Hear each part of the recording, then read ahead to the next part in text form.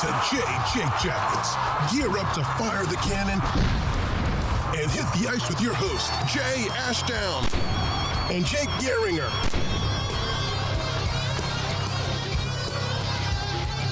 I don't know if you watched my Instagram story. Yeah. Oh, the self-love? Yeah. I continue my uni tradition. The wine was very good. The cake was unbelievable. Still a little Yeah. bit. Yeah. No, it's my favorite, because I love myself every day, but it's nice. It's an excuse to love myself even more. Right. Yeah. Indulge a little bit, right? Word. Indulge for the single man. Exactly. Yeah. It was an interesting Valentine's Day. I'm glad you guys liked the SDPN cards I made you guys. I did that on a whim. I was just like, I'm gonna kind of use Canva and make these. Right. We had one game in between shows.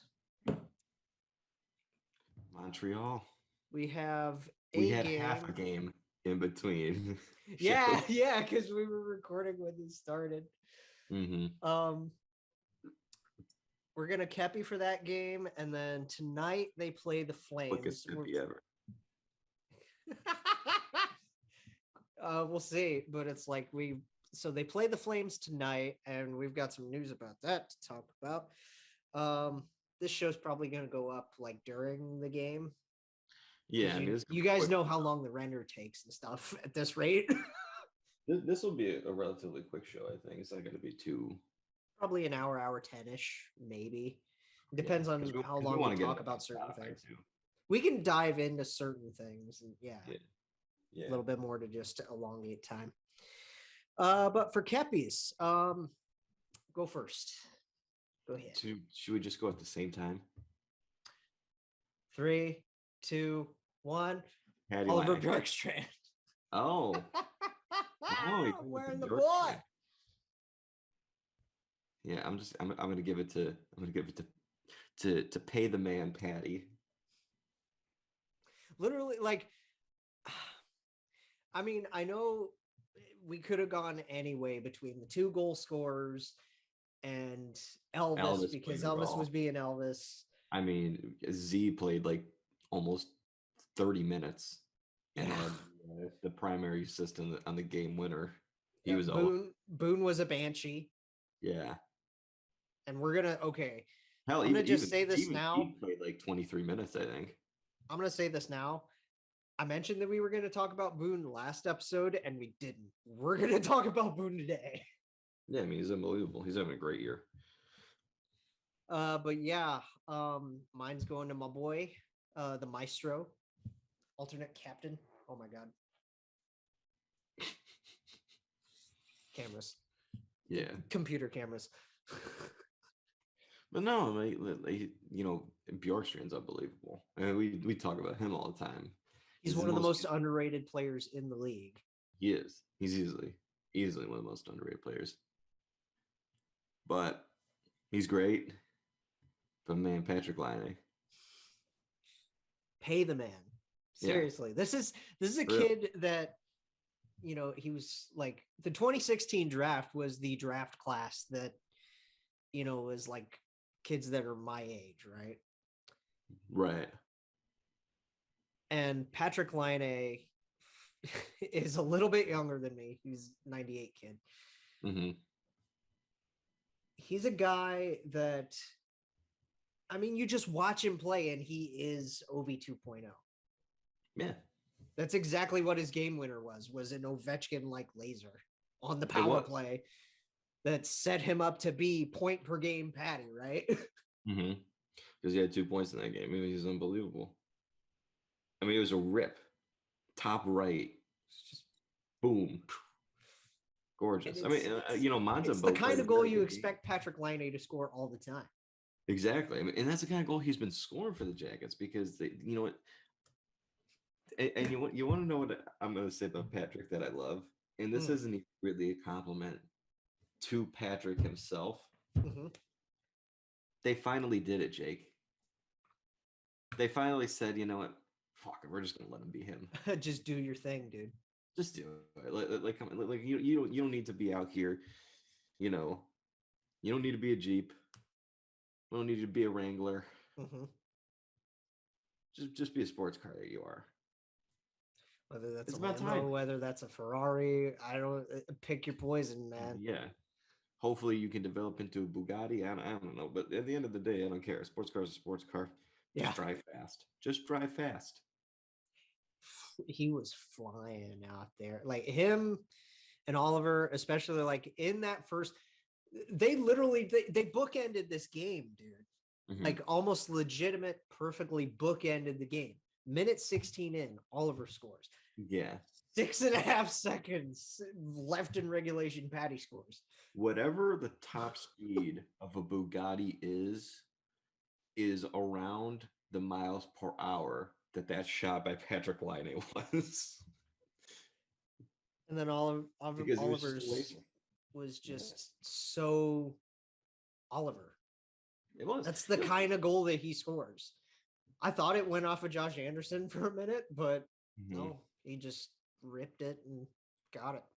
Well, we talk about like Patrick Laine. The one thing that we've always said about Patrick Laine is he now has, 27 points in 27 games because he missed time this year.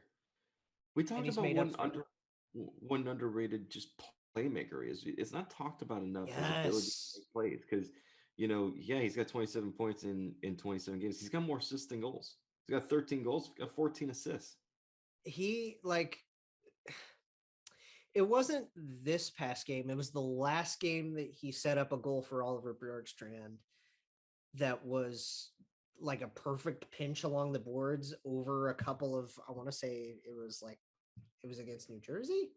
It was a couple of devil sticks, and it was just a perfect saucer, cross ice, right to the net and right on Oliver's tape.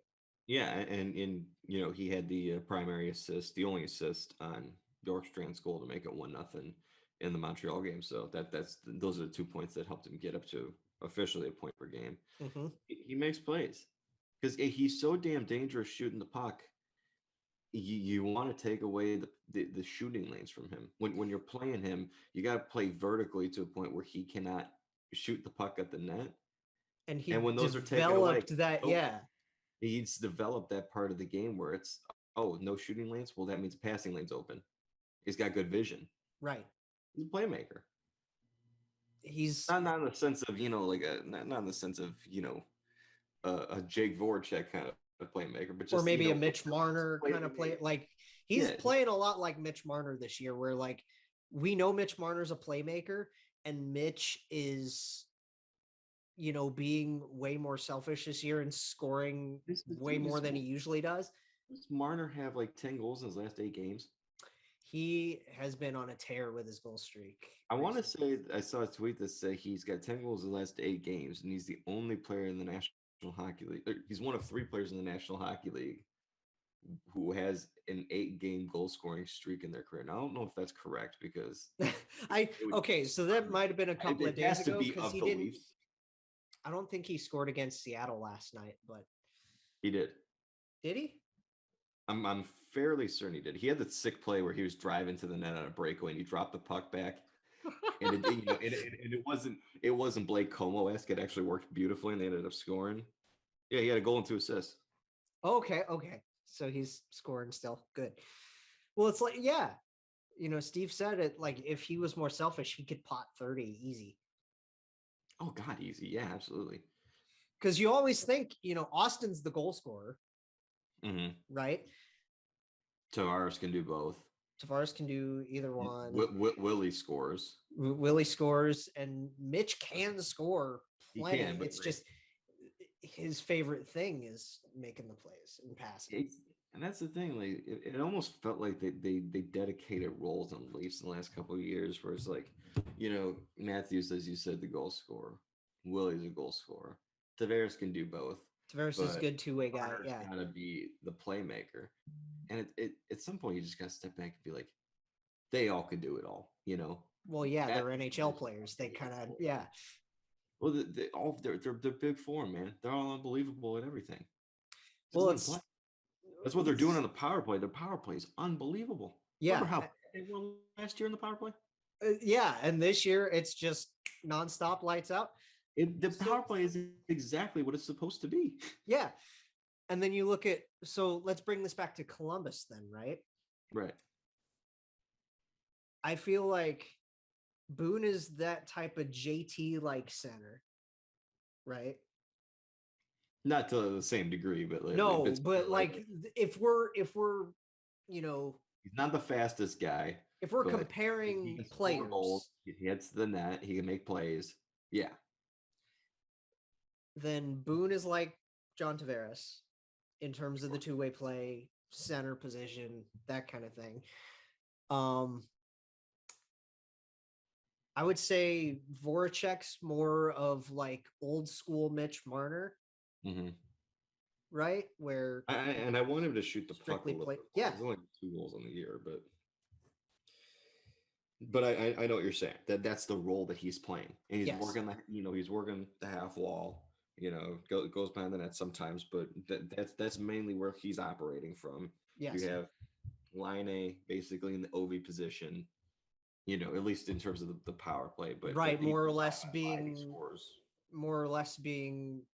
some combination of Austin and Willie, I guess, in terms of goal production.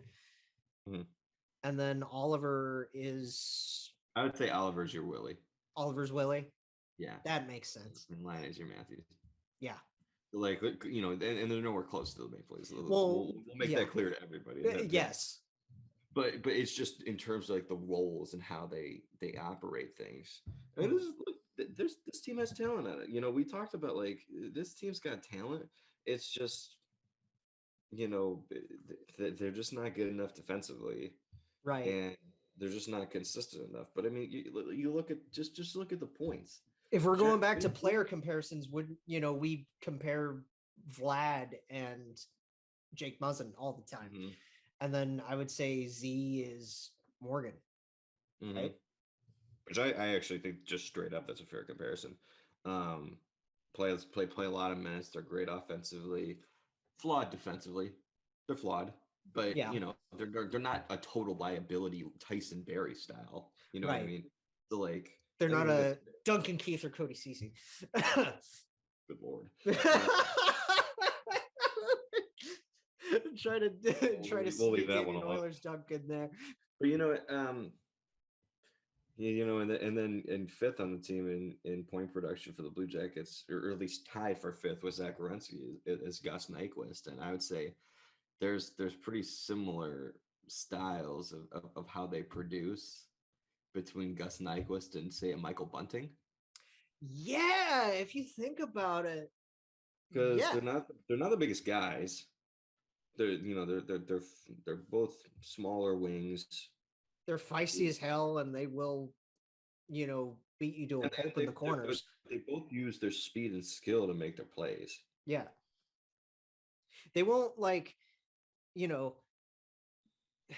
I keep making this more about the Leafs than the Jackets for whatever reason. But back when the Leafs had Zach was way more grindy, physical, taking up all of that kind of work. Michael Bunting doesn't do that as much. He doesn't do it, but I think it fits what they want to do a little bit better because they're just going all in on their speed and skill, which is nice. I mean, look at it. You look at just the overall production when I make this comparison. Okay, you ready for this? Michael Bunting in 46 games for the Leafs has 15 goals and 17 assists for 32 points. Now, Boone Jenner for the Blue Jackets. We're going to talk about Boone. Go ahead and just bring the stat line up and we'll dive into it more when we actually talk about it. In 46 games for the Blue Jackets, Gus Nyquist has 12 goals and 15 assists for 27 points. Michael Bunting is 6 feet, 186. Gus Nyquist 5'11", 176. So there's smaller guys, smaller guys. Left wing, play that side. They're underrated playmaking, but they got the goal scoring ability. They're overshadowed, but incredibly important to the top six. Yes. And then the Montreal goal scored by Cole Caulfield because of course. And I mean, and you know me, I love Vlad, but it was a rough play on his end. Yeah. Pucks along the boards, and he just makes a bad play on the puck. He turns it over. I love how we just automatically transitioned out of Kepi's just organically instead of me just saying, okay, that's done. Well, yeah, because we can relate it to like the actual like topic of games. I mean, I thought they played well. You know what, I saw, one of our good buddies, Nathan, on Twitter was just talking. He's like, this is one of the most boring games I've ever seen. Boring isn't the worst thing. It's not boring in the sense that they weren't playing well. No, they were playing great. So it was kind of boring. I mean, Jagr's friggin' chance right off the bench was super crazy. Mm-hmm.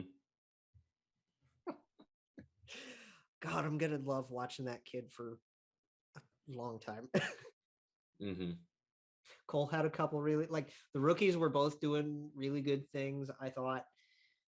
Elvis was friggin' Elvis, like I said. It was total toss-up for me. Yeah, Elvis was really, really good in the game. They really had to rely on him. Both goaltenders. I mean, Montembeault had a rough season, but he was very good in that game. I felt a little bad for him because it's like, oh my God, this guy plays so well, and it's still not enough to even get a damn point out of the game. Right. That's rough. I will say Elvis's one play where he was way out of the net, like Mrazek, was kind of scary. A little bit. But the way he saved that puck, oh my God, the way he scrambled back to make that stop. Yeah. They needed him to. He was called upon. I think he stepped like 30 of 31 in that game. Yes. I want to say it was like 33 to 31 were the shots, something like that. Because I remember, or no, it would have been over because I remember at one point they were like 34 to 18 in the third period. No, we had, I think, 42 shots. They had 31. Fair enough. I believe that's correct. And I mean, we talk about the kind of season that Montreal's having, and we talk about the season that Columbus is having. Columbus is better than Montreal. Columbus isn't the best team, obviously. They're middle of the pack, more or less. But you have to be able to beat a team like Montreal with the kind of season that they're having. Yeah, and they've played it. They played Montreal like 2 times in the last 2 weeks. I don't know how many days apart the games were, but they played the 6-3 win, and then there was this. Yeah. Obviously, 2 different coaches because, like, the last time they played them, they had Dom Ducharme behind the bench. Now they have Marty St. Louis, who very much. I made the Keefe comparison with St. Louis, more or less. No, wait, I made that with Woodcroft. Yeah, you made that with Woodcroft.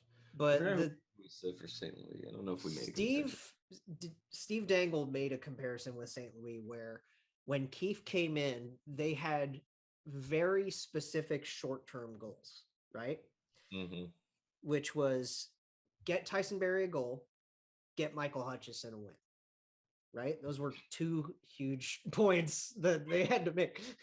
I don't know why the second one's so damn funny. Michael Hutchison. It's just the visual of just like imagine a coach coming in. He's like, they start Michael Hutchison 6 games straight. They just drop all of them. He's like, no, we're gonna keep doing it until we win. And then they got him a shutout against the Islanders. Jesus. But the thing that he mentions is the short-term goal that St. Louis had was get Caulfield a goal, right? And they did, and it was against us, unfortunately. But I mean, come on. It didn't affect us, so I mean, well, friggin', it's good for Cole for sure. They need to get him going badly. But here's the thing, man. Cole Caulfield, and this is what I'll say about him, just quick. We talk about this with Sillinger and with Chinikov. Like, they're both young guys. The expectations on players are so incredible sometimes when they're young. Yeah, Because it's and really yeah. This kid comes out last year after he wins the Hobie Baker. Well, it's like with Cale McCarr Wisconsin. too, right? Yeah, and it's like, well, and Cale McCarr, he's unbelievable. Mhm. You do there are some players who are such special talents that they can come in any situation immediately. They're great. Crosby, Ovechkin, Matthews, and Malkin, McDavid. McDavid, all those guys, 100%. But then there's other guys who even if they're drafted high, it takes them a year. Like Leon Draisaitl. We say it all the time. He's a top 3 player in hockey, right? Took him a couple of years. It did. It took him a couple of years. He was not a top 3. He was not a top 25 player his first 2 to 3 years in the league, I don't think. Right. It took him some time. It takes time for some of these players. So, you can be drafted really high. I mean, Cole Sillinger was the 12th overall pick. Chinnikov was 21st overall, and he comes over after playing in Russia for a year. Right. And you like what you see in terms of how they play, but everybody just completely blew the doors open for expectations for Cole Caulfield because he came into a situation with Montreal where he was, playing in the top 6 immediately on a team that was winning games last year. Right. And defying everything. They defied everything, everything was going their way and things were going, Caulfield's way, and he had a good playoff. Yeah. Things were going Suzuki's way. Like, poor Nick Suzuki. I feel so bad for him specifically because it's such a down year. It is. Oh, I feel bad for him, but like at the end of the day, everything was going so well for Montreal before they ultimately lost to Tampa. Everybody comes in with this expectations. People were saying things like, "Yeah, he's going to be the rookie of the year. Caulfield's going to win the rookie of the year. He could score 40," and it's like, pump the damn brakes, man. Right. He's a kid. He's a kid. It takes kids sometimes, we talked about. And sometimes Trevor Zegras happens. Yeah, sometimes that happens. But just because Trevor Zegras is unbelievable and all these other guys that we named doesn't mean that every rookie with talent that comes in is going to be incredible. Sometimes a Mo Sider happens. Sometimes a Lucas Raymond happens. Yeah, exactly. Like, just because there's some rookies who it doesn't matter the draft position, they come in and they're unbelievable. Not every rookie is. All rookies are different. Yeah, they just are. It takes some guys more time than others. Cole Caulfield's going to be just fine.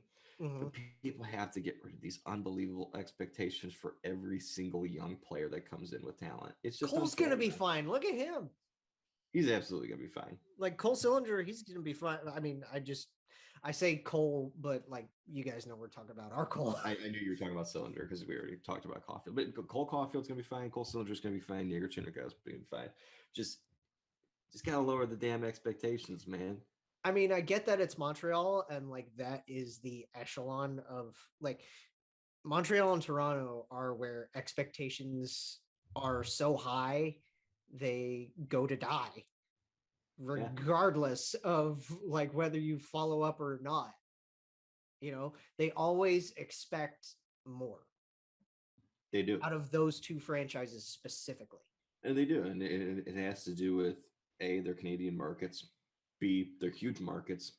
C, their original 6 teams. Yes. D, hockey's everything to them. Oh, yeah. Like, let me ask you something. And this is the easiest question you'll ever get from me. Would expectations for Cole Sillinger be the same if he was a Toronto Maple Leaf? As they are right now? With the Columbus Blue Jackets? No, he would be criticized for every single fucking thing he's doing. Exactly. It's just how it is. It's the markets. It's the micromanaging by the fan bases and 100%. Because here's the thing, man. Switch the positions. Like Trevor Zegras is unbelievable. Oh yeah. Put Cole Caulfield in Anaheim. Are the expectations similar? Probably not. No. In Anaheim? God no. People in Anaheim are not the same as the people in Montreal. It's just how it is. Right. It's more relaxed. If Cole Caulfield was having this kind of season with the Anaheim Ducks, people, it'd be talked about. People would be like, "Hey, you're glaring a lot with the sun in your window." Yeah. I hate the sun is always in the damn way. How can I fix this? Gaffer coming back. Every damn. It has to do with the kind of market it is. It has to do with a lot of those factors. Mm-hmm. Like, Columbus is turning into a hockey city. It is. And it's continuing to turn into a very good hockey market, which is a good thing. Mm-hmm. But no matter how big of a market it becomes, the expectations are never going to be what they are in a Toronto or Montreal. Right. Hell, even think about it, even with Pittsburgh, man. Yeah. Even with the talent that they have, they put so much more. Yeah. Organization. That organization has seen so much more success than Montreal and Toronto has seen just in the last 5 years, 10 years, 15 years, whatever interval you want to choose. They've seen way more success in that amount of time. Oh, yeah. They still don't put that kind of pressure on their players the way that Toronto and Montreal does. Now, maybe the fact that Montreal or Toronto hasn't seen that level of success that Pittsburgh has seen also factors into we have to win. There's more pressure on these guys. That does factor in, I'm sure.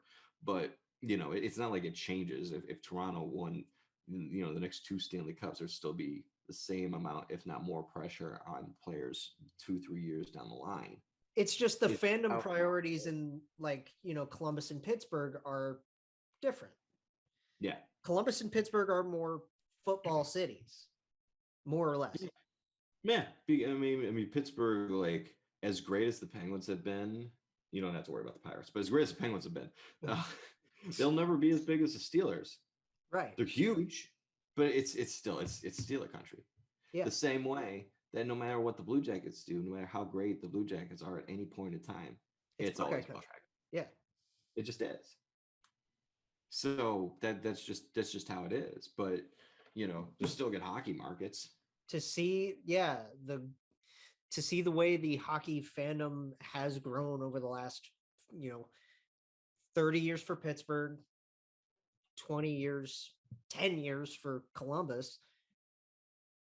It's like, you gotta see growth, and it takes time. And the fact that they're seeing this kind of growth with it now is really just, it's good for the league. It's good for the game. I just wish the league did more with teams like Columbus, with teams like, I don't know,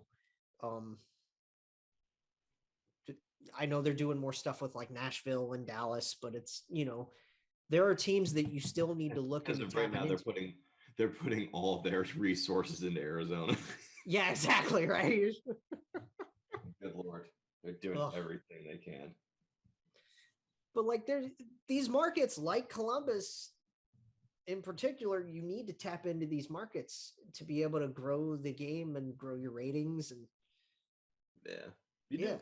I 100% agree with you. I just wish the league would, figure that out. Yeah. Which, I mean, Columbus has had one big promotional game, and it was a global series that they didn't even get the chance to play yet. Right. Because they used to do like the global series back in I want to say like they did a couple times in 2010, 2011, because they played those 2 games in Sweden against the Sharks. I remember that. It was like my first year being a Jackets fan. I was like, ooh, this is kind of neat. Yeah. But like, they haven't really done much outside of that, They're trying to bring it back for next year, I think. Yeah. Well, I mean, do it because like, they do them. They love doing them in Sweden. They love doing them in Finland. Yeah. Germany had a couple. That's what I think, because, and I get it. Well, you got to do it in markets, you got to do it in countries where you have players. But also countries where you should grow the game. Yeah. I get it. You want to do games in Sweden and Finland.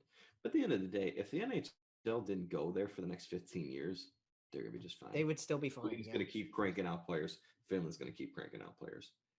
Get some games in Switzerland. Get some games in Germany. Get some games in Denmark. Latvia, those countries, man. You know, they're trying to grow the game. You know, maybe get some games in China. Just go all over, man. Yeah. Great Britain. Liam Kirk is a perfect example of a very non-traditional country. You know, like go to Great Britain. You'll get more Liam Kirks. Go to France. You'll get more Alex Texiers. Mm-hmm. Yeah, do it. Great Britain. Get more Brendan Perlinis. Next game. Yep. I want to talk about Boone. The most positive person on the planet. Yes. I want to talk about Boone Jenner because this guy has been unbelievable. And like you said, the last episode when we did the chart update, we have not given him enough because we can only give out a Kepi each. Yeah, you know what? I think we should just call this our mid-season Kepi, and we'll both give it to Boone. So we have Oliver, Fair. We have Patty, and then one each for Boone. Yeah. I'm down with that. He deserves it, man. What more? Because we talked about this dude at the beginning, like before the season. We're just like talking about a guy paying his dues. Yeah. He gets named captain, and we were just so excited. Like, God, this dude has been so solid in the middle six for all these years. You know, goes to the net, hard-nosed guy, but underrated. He's the kind of hockey that they've always wanted to play as a franchise. Because we talked, we said it, man. This guy defines Columbus Blue Jackets hockey. He just does. Yeah. And good Lord, what if I told you at the beginning of this year that the 46 game mark, the leading scorer on this hockey team was going to be Boone Jenner? I would have said you're crazy. On a team with Patrick Laine. Now, granted, he was out for a while, but even not even just him, but Bjorkstrand with Oliver, with Gus, with Zach. I mean, even after last season with Jack Roslovic, he's been disappointed this year, but we didn't see that coming at the beginning of the year. No. This team, with Max, they're just there's some talent on this team. There's a lot of talent on this team. And wouldn't have said at the beginning of the year that Boone's going to lead the team in scoring. The captain has delivered like a captain should. Yeah. And that's not, just in the locker room and just off ice and all of that stuff. He's putting up, again, he's leading the team. He's got 19 goals. He's got 14 assists for 33 points in 46 games. Yeah. And that's just this year. Last year in the, 56 gamer, he had 8 and 9 for 17 in 41. So it's a significant jump. Yeah. Granted, shortened seasons, what have you. But in terms of actual just general production, it's blowing him out of the water. It's going back to his junior days in Oshawa. Mm-hmm. So he is on, if he played in all 82 games, he would be on pace for, 34 goals. So this guy, I talk about how underrated he is at driving offense. And I talked about this, I think, before the season. He's always been underrated offensively. Yes. So just 2 years ago, he struggled mightily. Mm-hmm. He was not really playing any time in the top six, and that's when the Blue Jackets made the playoffs, but wasn't a big part of it. Right. And it seemed like he was fighting it. His WAR percentage that year was 9%. Then last year, you bring up the numbers, 8 goals, 9 assists, not a ton. He's at 53%. Again, sample size, right? Sample size is not gigantic. But this season, 79%. His offense, 77% in the 77th percentile, and his finishing in the 91 percentile. Wow. So his offense over the last 3 years. So when he was struggling 2 years ago, So he went from that percent. So that season, his offense was actually in the 80 percentile, but his finishing was in the 5. So he just wasn't finishing his opportunities. The last year, it dips down to 67%, but his shooting goes up to 57 percentile. And then this year goes back up again to 77%. But he's got the high octane offense, but he's also got the shooting to match it. So it's actually making a difference. He's making plays. I mean, it's coming together for him, man. And it's not lost on me. I think playing significant time with Patty has helped. Playing with Bjorkstrand has helped. Playing with Jacob has helped. Yeah. Getting you mentioned how on that last, on that previous playoff run that you mentioned, his role was significantly smaller and how he didn't contribute much. Now that Brad Larson is allowing him to be the guy, he's taken that opportunity and he's running with it. Yeah, I think you're seeing, and his defense is dipped. He's in the 2 percentile for defense.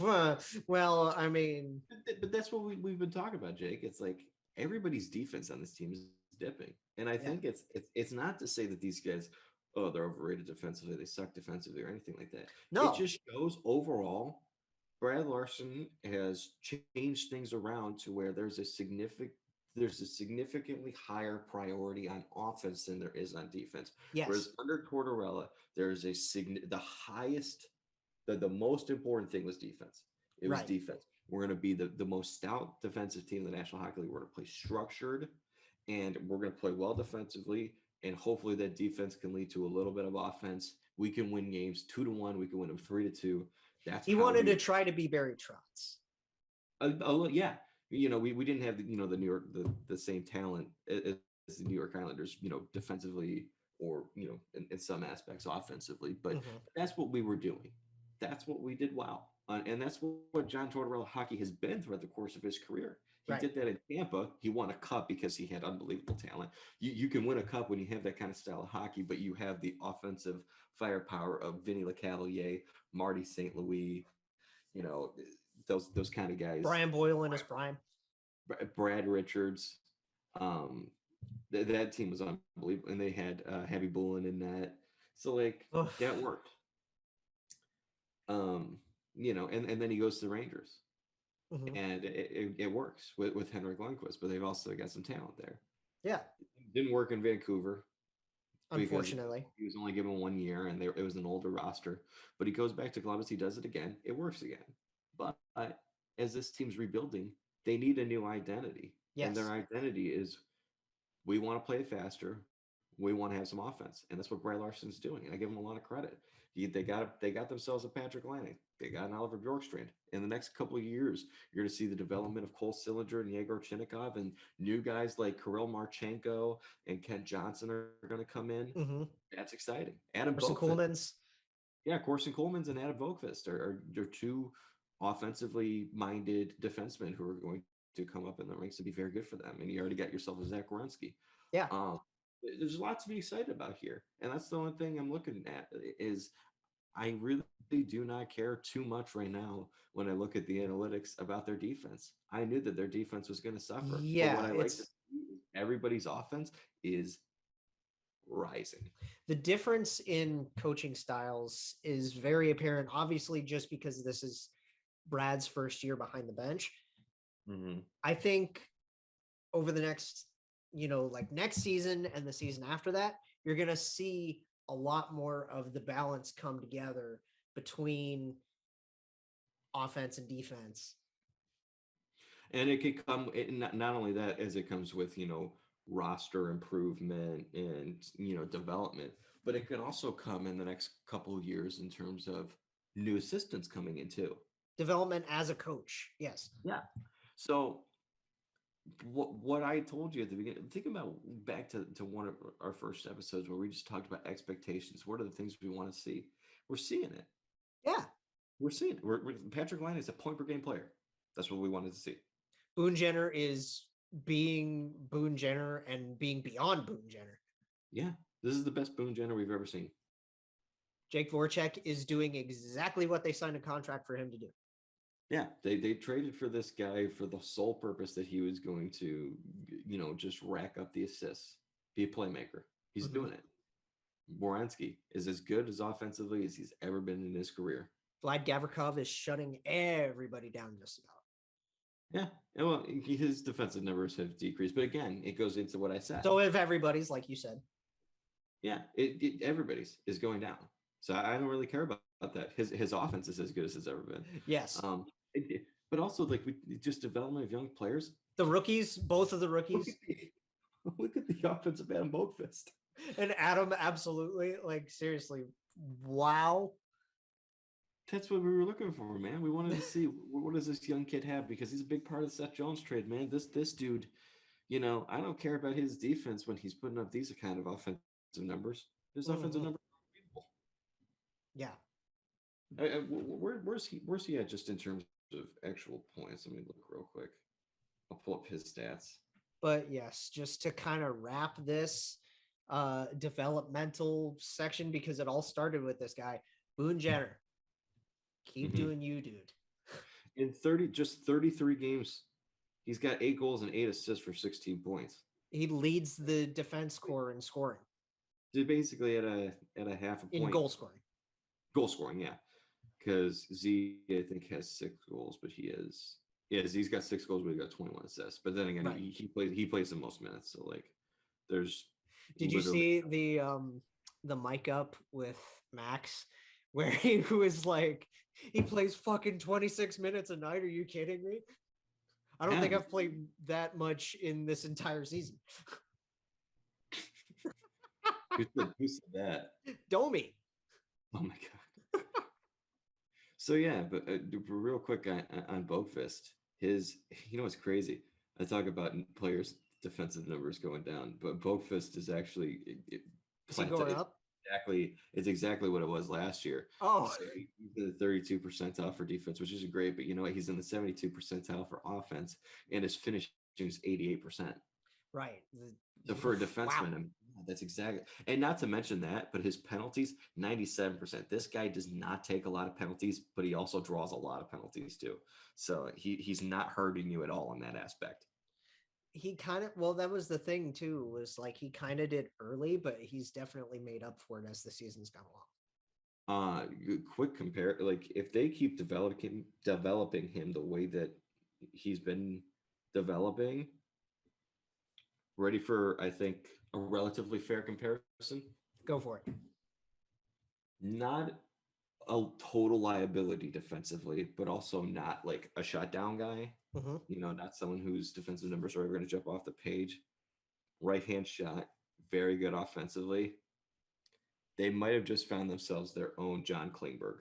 Oh, okay. So I guess no trading for Klinger. Nah, no need. No, seriously, I like Boakfist's game. If he keeps developing, I think that's exactly what he's going to be. Now, he's not as big as Klingberg, but right, good puck moving defenseman, goal scoring ability. Not really going to shut you down defensively, but not a total liability. Makes those plays. Yeah, I think that's a pretty fair comparison. But yeah, just to wrap on Columbus stuff for now, because we're going to get back into the standings later. Boone. Keep doing you. Yep. Okay, so the trade deadline is coming up in like a little over a month, but the Flames and the Habs have gotten the ball rolling. They have. I saw a quote. I haven't watched the official press conference, but I love what Brad Treliving said. He says something amongst the lines of like, the players have done their job. Now it's time for me to do mine.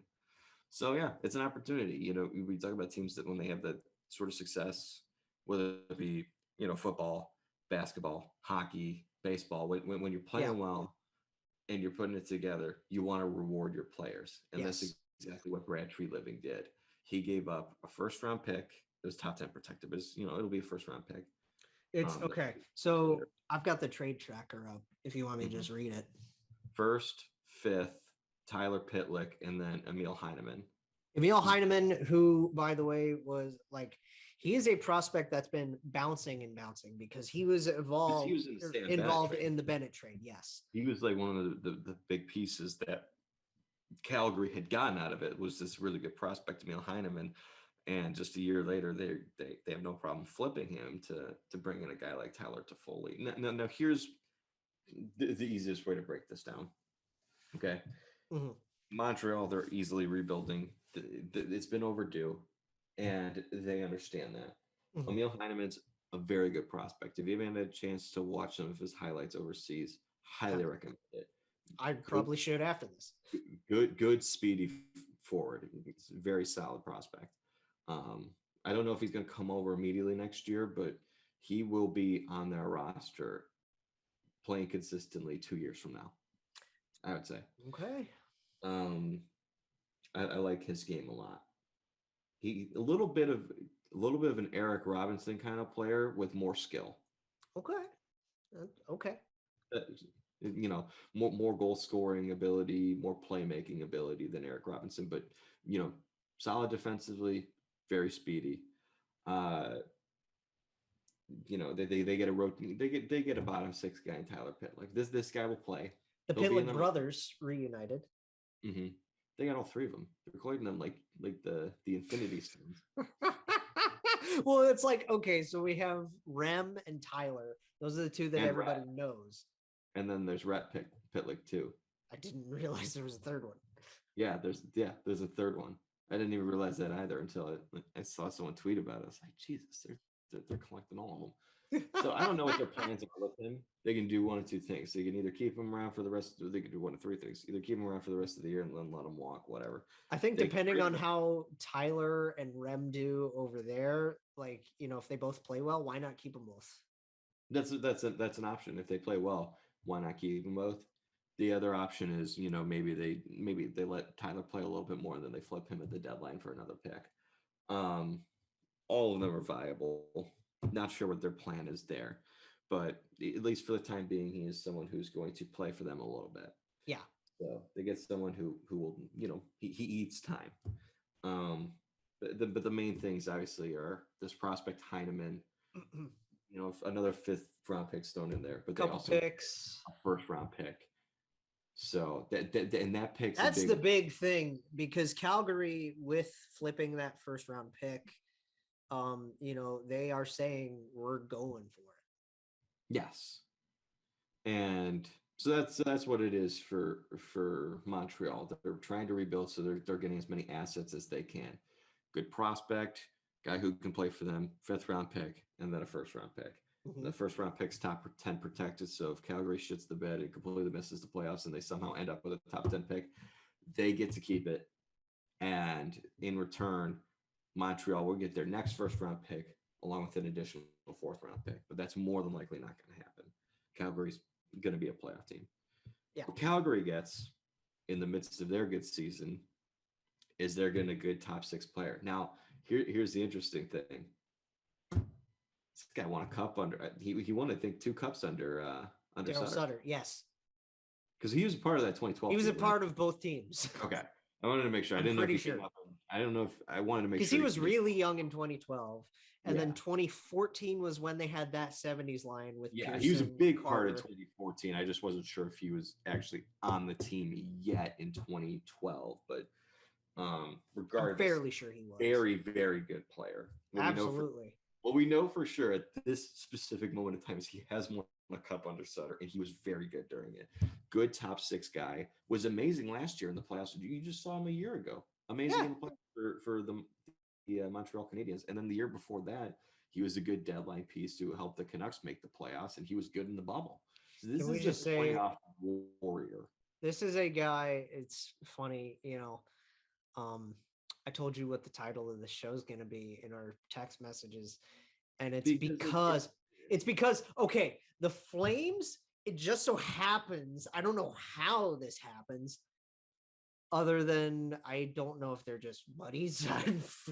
Beats me. Players that have been Canucks in the past just happen to go to Calgary. Okay, so we have an update. He made his NHL debut on March 13th, 2013. So he wasn't a part of 2012, but still, regardless, he won a cup with the Kings. But still, in his second year in the National Hockey League, he was unbelievable on that 70s line, helping the Kings win a Stanley Cup. Continue.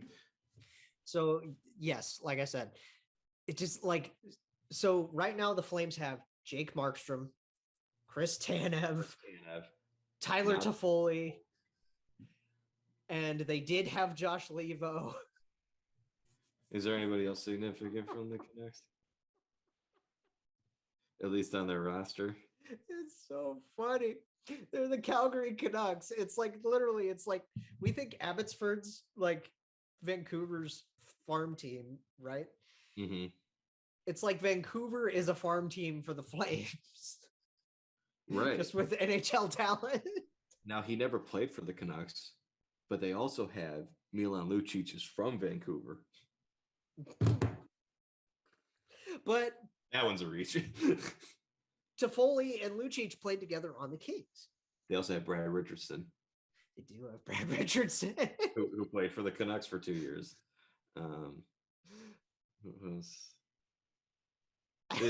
It's just funny for Erica Branson. Oh, that's right. Yes, I was gonna bring up good Branson. Yeah, so Brad Richardson, Erica Branson, Chris Tanev, now Tyler Toffoli, and Jake Markstrom.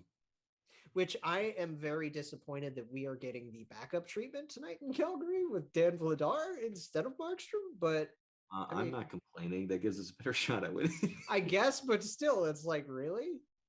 In Tyler's first game as a Flame, which good for us. Wow. Yeah, how much you want to bet he pots one tonight? Oh, I'm sure. Who does he play with? Does he play with Matt and Backlund or something? You think? Yeah, let's see for a second. Do they have line rushes or anything? Well, I was just about to say, Jake, they've won 6 straight, so I'm okay with getting Dan Vladar tonight.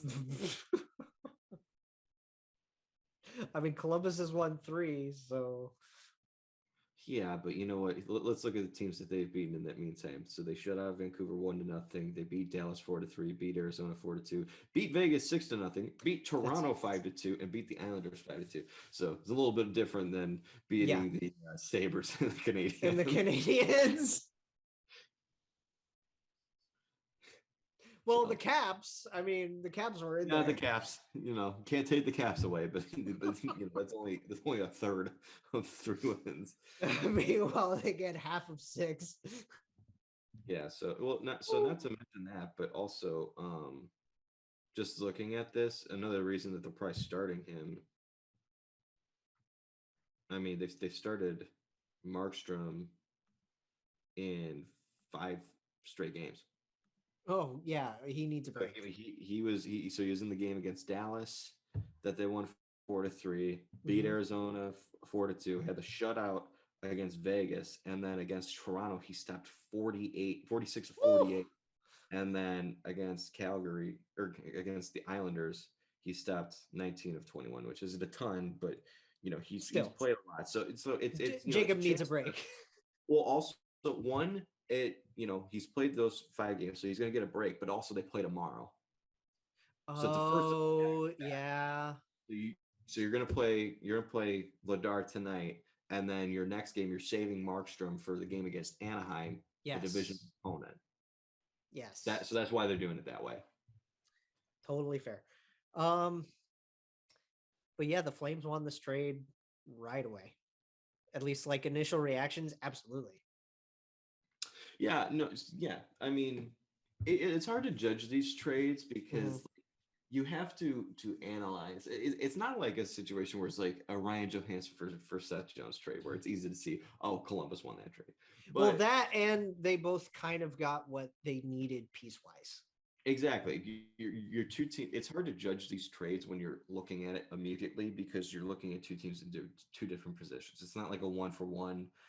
Teams trading disgruntled stars or, players who need a change of scenery. This is clearly a team on the rise trying to make a run versus a team falling apart, understanding they need to rebuild, and just trying to get that process started. So, Right. I think it's a good trade for both teams. They're both getting what they need out of it. Now, could the Flames end up winning this trade? Very possible. But as it comes down to for the Canadiens, if they're going to win this trade, how much are they going to get out of Emil Heineman? And development of Heineman and what happens with Pitlick and what they do with those picks. Exactly. The magic beans. Because here's the thing. The Canadiens could win this trade if Heineman's a solid player for them. They flip Pitlick for a pick, and then all three of those picks they have, the first round pick, the fifth round pick, and whatever they get for Pitlick, if they just nail all those, they easily win the trade. But we don't know. But as of right now, it's good for the Flames. Is what they need. They desperately needed another guy in the top six who could help them with firepower as they go into the playoffs. Dude, your top two right wings of friggin' Johnny Gaudreau and Tyler Toffoli. I mean, just look at their top six. So you have Johnny Gaudreau, you have Tyler Toffoli, Elias Lindholm, Michael Backlund, Matt Tkachuk, and Matt Tkachuk. That's a phenomenal top six. It's huge. And that's what you need in the Western Conference, because if you're trying to compete in the West, if you want to try and make a run and get to Stanley Cup, you got to get through teams like Vegas. You got to get through teams like Colorado, teams like Minnesota. Yeah, it's it's a dogfight, and the West. We say the Pacific is the weaker division in this league, probably the weakest, more or less. But it's still the Western, if you just look at the conference between the contenders in that conference, it's a battle royale. It's a dogfight. It is, because you're looking. So the Pacific's weak because it's really just. Which let's transition over into. Yeah, we can transition into a standings watch right now. Yeah. So, but just continue with that. Vegas and Calgary are the two teams out of the Pacific, because I like Anaheim and LA and what they're doing, where their future lies, and they're doing well this year. They're not ready to compete yet. They're very young, but I mean, the Central. We talk about dogfights at divisions. I mean, good God, look at the Central: Colorado, Minnesota, Nashville, St. Louis, Dallas. I'm looking at it from a wild card perspective right now on the NHL's website, right? Because the East is we've talked about the East enough. The East is more or less decided. Let's talk about the West for a bit. Yes. So in the Central, we have Colorado. They have a record of 34, 8-4 for 72 points. It's just a joke. They have a 9-point lead in the Central. Yeah, 72 points in 46 games. And then imagine you have 63 points in 44 games. You're the Minnesota Wild. You're 30-11-3, and you were not even close to being first in your division. That's a joke. And they've been doing this they've had no Nathan McKinnon for a lot of stretches.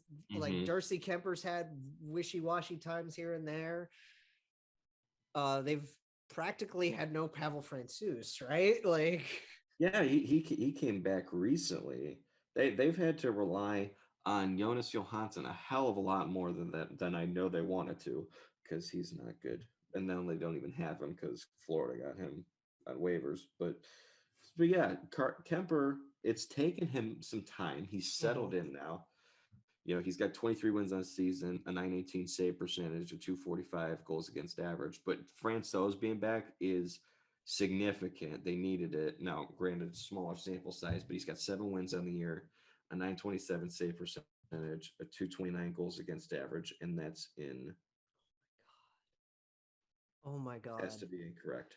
Jay? What? Their goal differential is a +59. I'm not gonna lie to you, Jake. I thought it'd be more than that. It's whoa. Joke. In just 46 games. I mean, they're unbelievable. Now, okay. Because we're on Colorado. Can we talk about Nazem Kadri? Yes. Oh my God, this guy. I've loved Naz for a while. Jake, he's 3 points away from being first in the NHL in goal in point production. Leon Draisaitl has 65 points leading the league. Kadri is at 62. Oh my God. I swear, Naz is destroying his career high in everything this year. And I mean, it's a contract year for him. So, like, well, it's amazing. Yeah. You say he's destroying it. Dude, his career high was 61 points in 82 games for Toronto in 20. He has that through half of that. Dude, he's already broken that. He's broken that. He's played 43 games. No, because he missed the 3 games. So, well, the max I think you could play in is 79. But God, I mean, think about this, man. Let's take this for a second. If he just continues at the pace that he is on, so what's he at? That's 62 in 43, correct? Because you said he missed 3? Yes.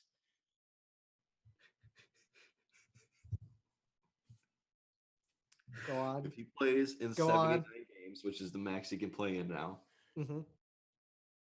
he's on pace for 114 points. Oh my God.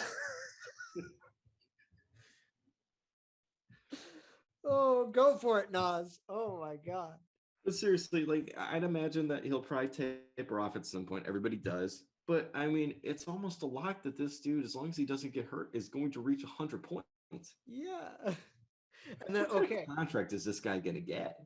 Oh, he's going cash right on in. It's going to be a joke. I mean, this man's going to be made of money after this year.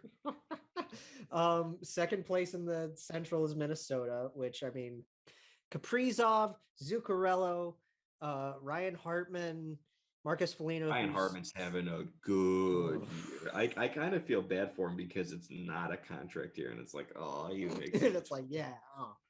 But I mean, even Kevin Fiala. Kevin's doing his thing. Marcus is doing his thing. Marcus, yeah. Is he still suspended, or are his 2 games up? I believe they're up. They're up. Okay, so he'll be back. But they're an interesting team. I mean, even just looking at their decor, I mean, you know who's 7th in their team in points? Matt Dumba? Or tied for 6th. No. Spurge? Nope. Huh. Who is it? Alex Goligoski. Oh, I forgot Gully was there. So they got their decor, Alex Goligoski and Matt Dumba, Jonas Brodin and Jared Spurgeon. And I think both Brodin and Spurgeon are 2 of the most underrated defensemen. Absolutely. Yes. But I mean, like, Spurgeon's their captain for a reason. Exactly. But I mean, you even got guys like Dmitry Kulikov's having a good year for them. Forgot he was there. That was a solid signing for them. John Merrill's been solid for them. But there are a lot of guys, because obviously we cheer for an Eastern team. We don't pay as much attention to the Western Conference. And, you know, we see these names and we're like, oh, they went there. Yeah. And I didn't know what to expect at this point in his career from Goligoski, man. But God, what a payout he's been. Mm-hmm. He's been doing just fine. Kirill is being the thrill, right? Like, yeah, I mean, Kirill's unbelievable. Zuccarello is kind of having a renaissance for his career because it looked like, he is aging. So it looked like at some point that production's got to go down. But no, playing with Kirill has helped him keep that production up. So he's been big for them. They have a couple of other young guys, like Boldy just getting his first career hat trick the other night. Yeah, Boldy's a stud. Jordan Greenway I like a lot, but Greenway, yeah. Real Eriksson Ek, oh my God. Yeah, he's had I want to say a little bit of a down year because he's only got 14 goals and 11 assists, but has he missed any time? Yeah, he's only played in 39 games, so 25 points in 39 games you'll take. Yeah. I mean, God, it's been really good for him. It's really nice to see like this team finally get a a Gabrick era renaissance again, right? Yes, and also real quick, just the goaltending. Talbot and Kakkonen. Yeah, he's 11 wins, 253 goals against average, 921 save percentage. Talbot 19 wins, 278 goals against average, 915 save percentage. So they're getting solid goaltending. I know plus minus is kind of a flawed stat. We've established that, but still, Ryan Hartman in 44 games for the Wild is plus 33. They're a plus 43 in goal differential as a team. Ryan Hartman's more percentage this year. He is driven from last year. He went from 29% to 82%, and that's in large part because his offense went up from 41% to 77%, and his finishing went up from 33% to 93%. Oh, talk about an absolute career year for Ryan Hartman. He's been a huge reason for their success. You know, sometimes you need those unexpected players to step up. You need just one player to step up and have a big year for you. Ryan Hartman's done it, man. Good for him. He deserves it. Yeah. And then the Pacific. Vegas, Calgary, LA right now. Vegas, 48 games, 28, 17, and 3 for 59 points. Calgary is 1 point behind them with a 26, 13, and 6 record in 45 games. Now, granted, they have 3 games at hand, so they have an opportunity to make up some points on them. But Vegas, while Calgary has games at hand and they just added Tyler Toffoli, we'll get into this guy later. You want to save that for later? We'll save that for later. Calgary looking fine. You know, LA, 47 games, 24, 16, and 7 for 55 points. But then you get into the wild card. And this is where like the points percentages make things really wonky, especially with LA being in that third spot in the Pacific. The 2 wild card spots right now are held by St. Louis and Anaheim. St. Louis in 46 has a 27, 14, and 5 record for 59 points and a 641, right? Anaheim in 49, 23, 17, and 9, 55 points, a 561. Yeah. So here's how I analyze this, okay? You got Vegas and Calgary, I would say, are just about locked in. Is that fair? Yes. Okay. So for the Pacific, you have one more playoff spots available. So I think LA's at a 585, Anaheim's at a 561. And then if you look at the other 3 that are like fighting for it, more or less, Edmonton has 53 points and a 576 percentage. Dallas. Vancouver is a 510, 50 points in 49 games. They're slipping, but they might be able to take They're hanging around a little bit. They could go on a run second half of the season. I could see it, but it depends.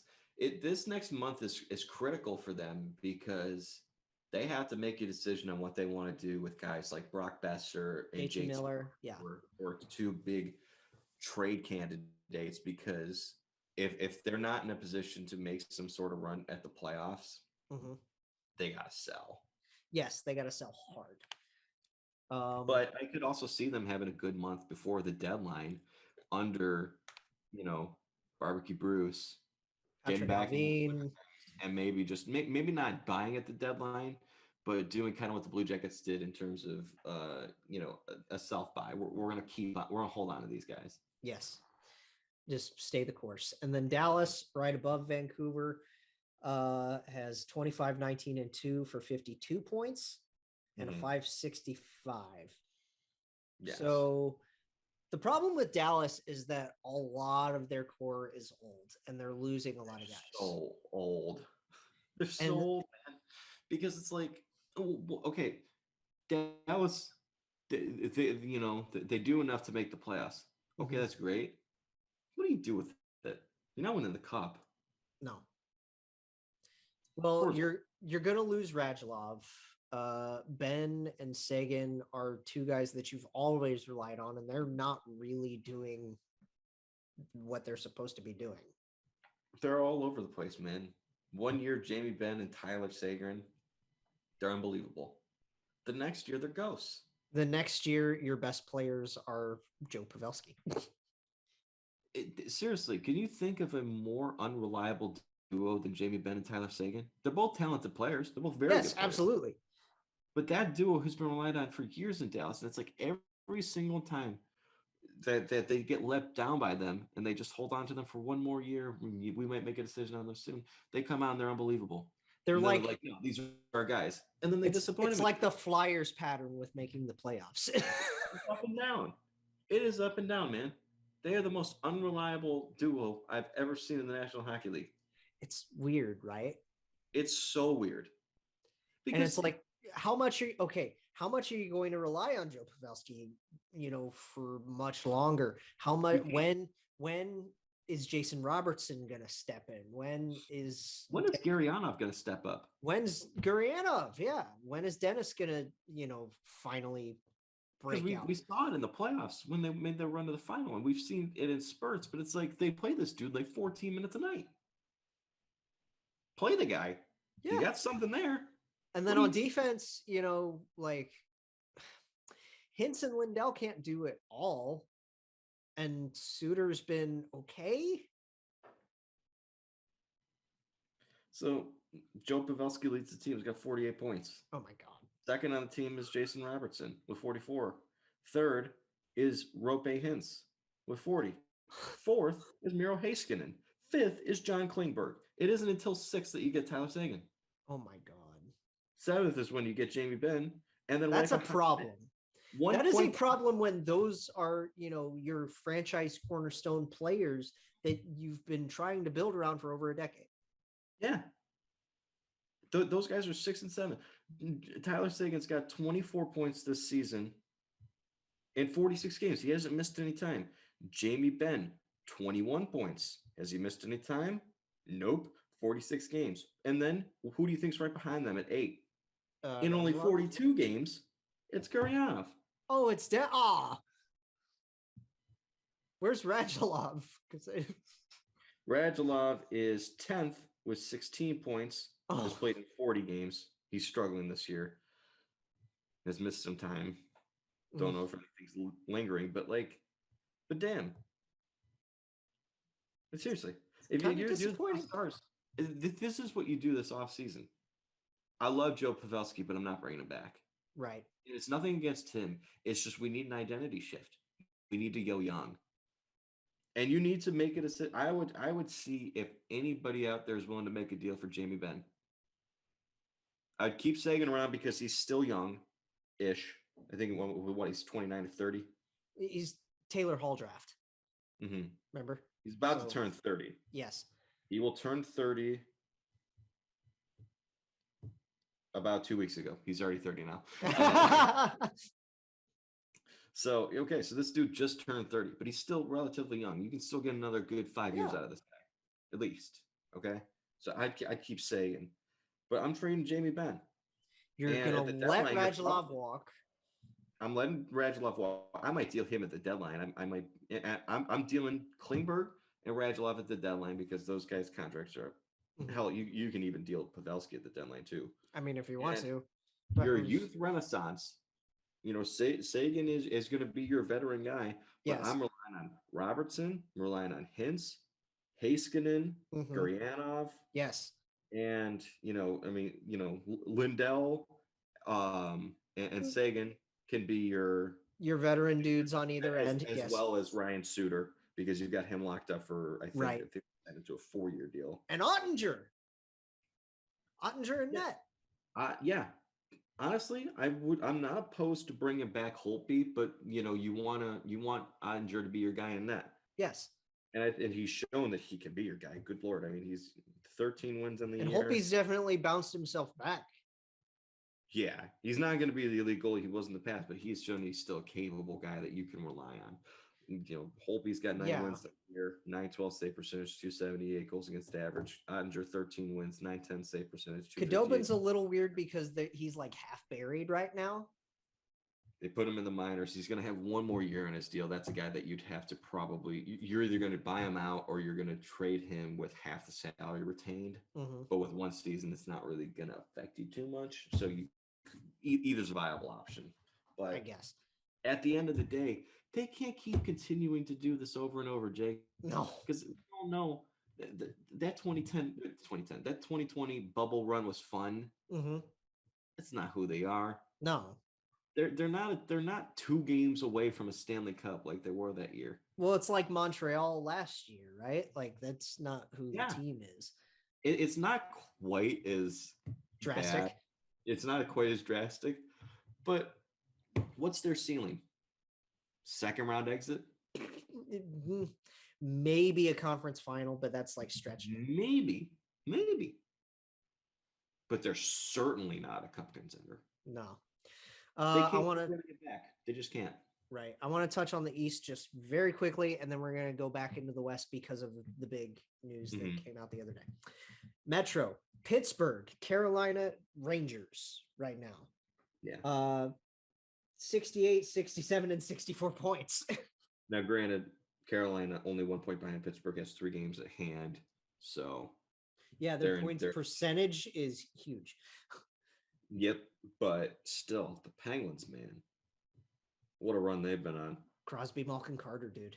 Evan Rodriguez. We've talked about Evan Rodriguez. Yeah, God, they had a good January. Yeah, that 10-game stretch was 5 losses in January. In the Atlantic, they went 10-5. Wow. In the Atlantic, it is Florida with 69 points. Nice. Tampa has 68, which interesting number. We'll bring that up at the end. And Toronto has 65. So that's kind of locked, I would say, more or less. But then you get into the wild card and you have Washington in 50 games has 61 points.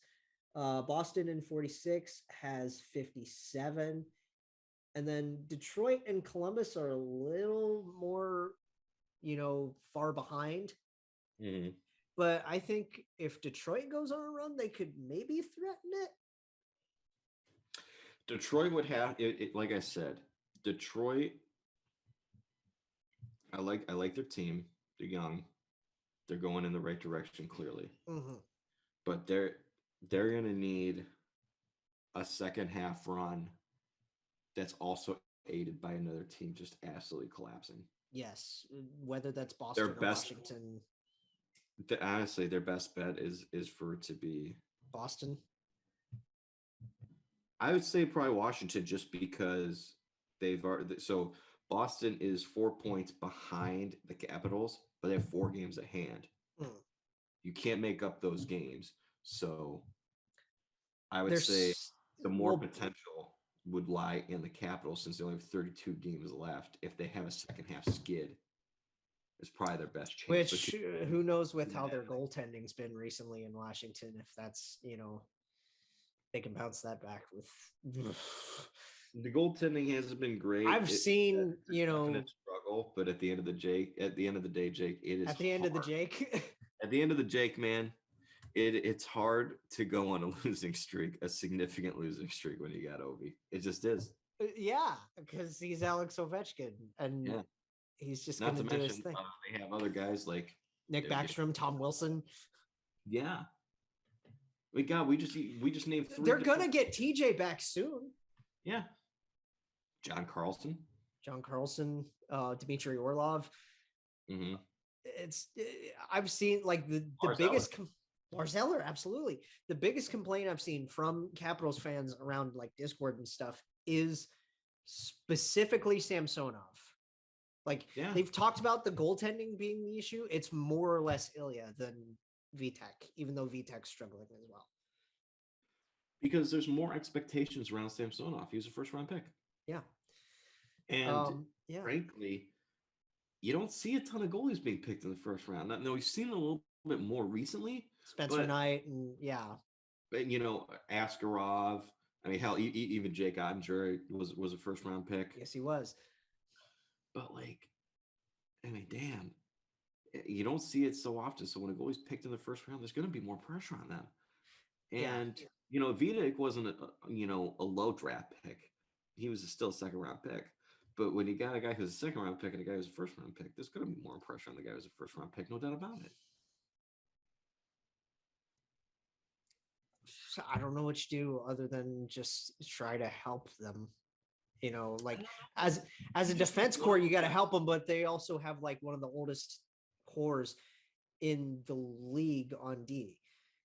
Yeah, it's one of those situations, man. You got two young goaltenders who both have talent. It's one of those situations, man. You just need one of them to step up. Just one of you take the net. That's what you got to do. Caps fans really want and need it to be Samsonov specifically, but I've seen some Caps fans who want to buy at the deadline have legitimately said, a guy you might not have to give up a ton to get, who you can fit under the cap. Do you know where I'm going with this? Oh, no. Say the words. Say the name. Bring back Braden Holtby. There was one thing there I said, I know this was just a weird, silly thing. Fleury. Just imagine Fleury in a Capitals jerseys. Did you see those reports? I saw those reports. Yeah. That's hilarious.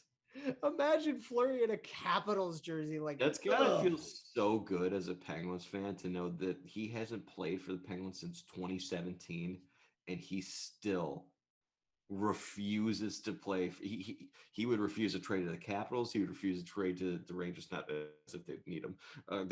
He'd refuse to trade to the Flyers. Yeah. He's not playing for any of those teams. No. Not. It's a non-option. Right. That's gotta feel so good as a Penguins fan. But yeah, okay. Washington and Boston are there right now, and Detroit could challenge if either of those falls off. Columbus is, we know what the expectations for Columbus are. If they make a run and surprise us, cool, but I highly doubt it. Yeah, we're not anticipating it. At the end of the day, my goal as we stand where we are, I'm hoping when the 82 game season is done, they have more wins than regulation losses. Yes. Which right now they're there. They're above 500 right now. They're 23, 22, and 1. If they end off the season with, let's say 5 overtime losses, I'm going to pull out the calculator so I don't screw up the number and give more than 82. So 77. If they end up with, say, 39 wins, 38 losses, and 5 overtime losses, that's a success in my book. Yeah. Yeah, and then you also have obviously guys that are on the rise like Ottawa and Jersey. New York's falling off. The Islanders are falling off a bit. And then just poor form in Montreal down there. The Islanders slipping. Oh no. After back to back conference finals.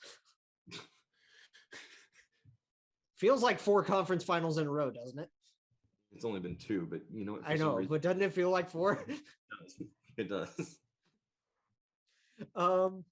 Back to the West, because again, poor Buffalo and Montreal. The guy that went to Vegas from Buffalo is gonna play tomorrow, as of recording this. Mm-hmm. Jack Eichel, according to Kelly McCrimmon, is cleared to play. Didn't Mark Stone just get injured too? Mark Stone is injured. He is on LTIRs, and so is Alec Martinez. So that is how they're going to fit Jack's cap hit. They are circumventing the hell out of this. They are doing everything they can, man. I respect it. I really do. I respect it. I have no issue with teams doing it because at the end of the day, the league lets them. So it's like, what? The league lets them do it. If the league's letting you do it, do it. Any way that you can circumvent the cap, go ahead and do it. Anybody else, if you're a fan of any team that could do what the Lightning just did, what the Blackhawks did in 2015, what the Golden Knights are doing right now, yeah, of course you'd support it. Because they're just going to turn a blind eye like they do just about everything. Yeah. Jack, I was looking at this from The Athletic. Jack hasn't played since March 7th of 2021. He hasn't played in almost a full calendar year. Damn. And honestly, I'm ready for it. If Jack can have a good second half to this season and be Jack Eichel again, which who knows, because he was the pioneer with this replacement surgery that Tyler Johnson also just had. If Jack is fine and he becomes Jack Eichel again, if he becomes more than Jack Eichel, and, you know, forgive me for the Vegas pun, but they're taking a real gamble with this. Come on, man. You didn't have to go there. You could just say that they're rolling the dice.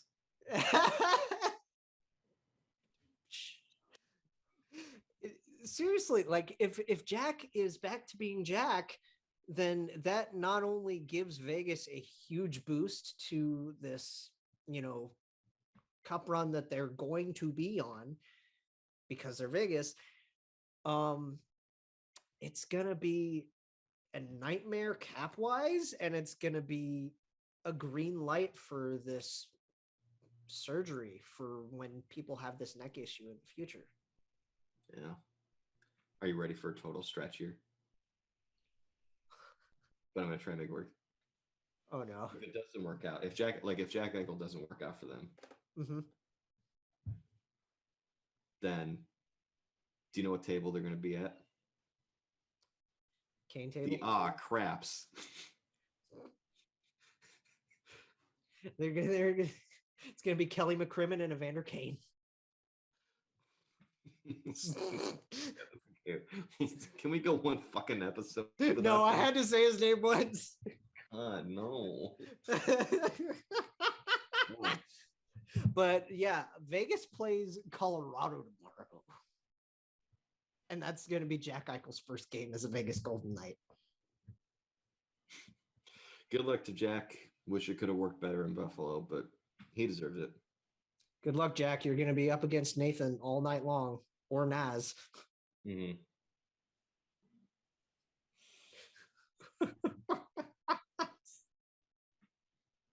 God, it's going to be nice to see him finally get to play for the first time in over a year. Yeah. Like, I'm very excited. I am too. Hopefully it goes well. And hopefully the big thing is hopefully he stays healthy. Hopefully he stays healthy. Hopefully he's back to form within like a month. You know, because we know this first month might not be the best. Yeah. Because I mean, it's his neck. Mm-hmm. Come on, like think about the kind of injury that this was. Yeah. It's his neck, it's his spine. The big thing is getting over it, because it's more mental than anything at this point, because it's going to be for him. He's going to keep his head on a swivel at all times, because you don't want anything to happen like that. Mm-hmm. Once he gets over that mental aspect and just gets to playing, he's going to be, I think, back to what he was before. I want to see this kind of Sally again, where he's just like up on, you know, one leg and he's got the shrug going on. He's just like this. My favorite celebration he ever did was when he scored against the Maple Leafs. And he told them all to shut up. Yeah, here's sit down. Sit down was great. Yeah. And then I want to end from a future legend to a current legend. Happy birthday, Jaromir Jagr. 5-0. 50, baby. And still playing. He's still playing. It's unbelievable. He's still playing hockey at 50 years old. I mean, we know the circumstances are kind of sad, but like, dude, seriously, wow. Mm-hmm. What else can you say? I don't know what else to say. There's so much you could say about what an unbelievable career he had. I watched a hockey guy video on like what the point production could have been in 04-05 if they played a season. Yeah. Based off of just averaging out what he did in 03-04 and 05-06, he would have crossed 2,000 points if they had an 04-05 season. Jesus. If you like just split the difference between the two seasons he had in between. Seriously. Right. God, he's unbelievable. He's a living legend. I really miss him. I miss him too. It's just wow. Happy birthday, Jaromir Jagr, Mario Jr., the frickin', how many nicknames does this guy have? It's Ageless Wonder. He has as many nicknames as he has teams he has played for. In the NHL specifically. Yeah. Woo. And then I just want to so yes, we wish a very happy birthday to Jaromir Jagr. Hope he, continues doing his thing until, he's gonna be just God. He is God. He is. He's a hockey god. And then one last one, I want to give a happy birthday to Mark Scheig on this February 15th. Yeah. Our guy. I already tweeted about it, but I want to say it on air too. Happy birthday, Mark. We'll reach out and we'll get you on the show at some point, I'm sure. Of course, love him. Great dude. But yeah, we got Calgary tonight. We got Chicago on Thursday to round out the Olympic break road trip part of it. And then a game at home against Buffalo and a game at home against Toronto to round out the actual Olympic schedule. Right. Which, good luck against Calgary tonight. Not expecting anything. Not expecting a whole lot other than maybe a Tyler Toffoli goal. Yeah. Keep it close. Hopefully they play well. Yeah. I'm not sure if it's starting, but just want to see. Oh, it's Elvis. There's no changes from the other day. So we'll see. And then Chicago, you want to beat Chicago. Buffalo, you can beat Buffalo and you should beat Buffalo. And Toronto, toss up. Right. Toss up. Yeah. Yeah. Yeah. And we'll see y'all on Saturday to recap these next couple. Now, I will be home on Saturday, so because I'm going home for the weekend, so I'm going to be doing stuff with my family. But I will be back next Tuesday, and we could do a longer show then. Longer show? Okay, so show Saturday. So we'll recap some games, and then do you want to do trade deadline stuff on Tuesday? We can do that. Like a preview? All right, let's do that. Yeah, we'll do that. All right. We'll see y'all next week. Jake Jackets, a podcast for fifth liners and all puckheads around. Follow the guys on Twitter at Snake Garinger, GARRINGER,